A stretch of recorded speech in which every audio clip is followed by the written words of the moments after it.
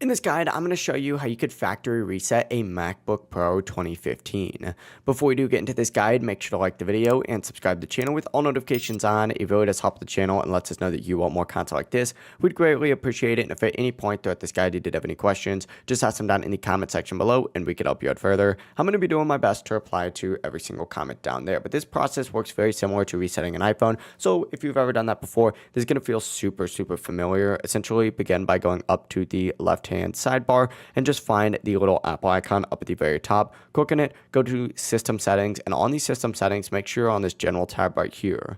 Once you're on the general tab, go ahead and scroll all the way down and you're going to see a transfer or reset button right here. Go ahead and select that, and then go ahead and select erase all content and settings. Your Mac will ask you for a password if you have one set up. Go ahead and enter it in to continue. And after that, you'll be in the screen explaining that all of your settings, all of your media, your apps, and all of your data are going to be removed from the Mac.